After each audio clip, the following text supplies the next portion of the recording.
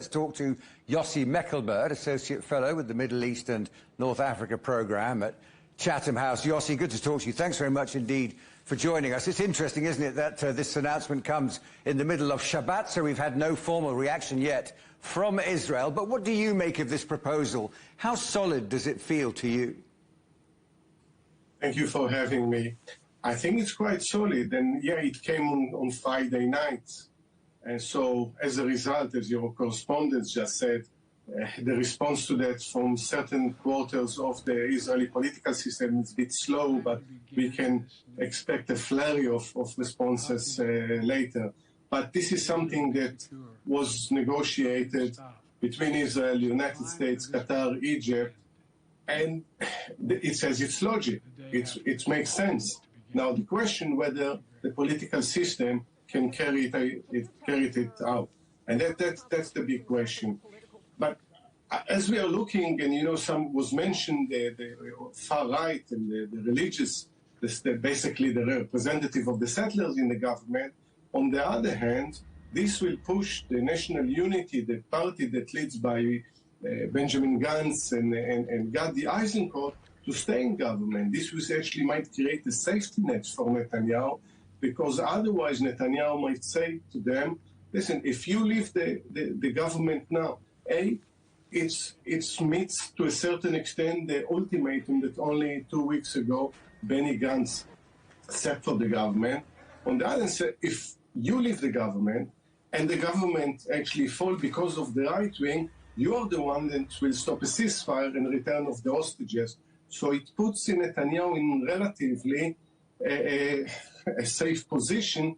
The question if he trusts enough them to give him a safety net.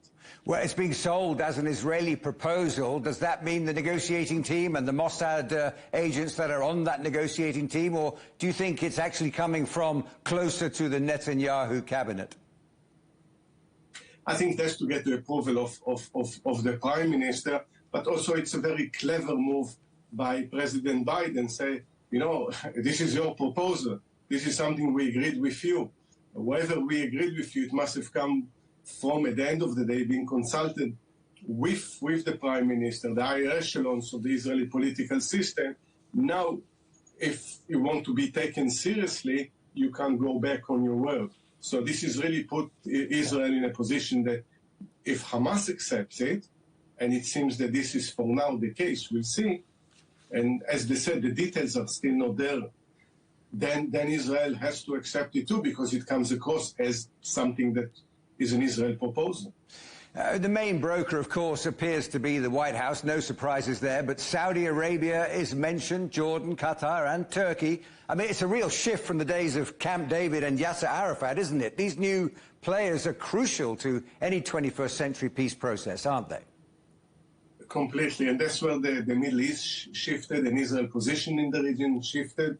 The Saudi Peace Initiative, the Arab Peace Initiative, is more than 22 years old now. So these countries, Jordan and Egypt signed peace agreements with Israel, the Abraham Accord before, and they talk about normalization between Israel and Saudi Arabia. This is not exactly a secret.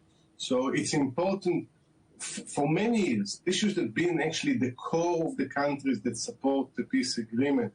This has to be a strong regional flavor to any progress on the Israeli-Palestinian issue.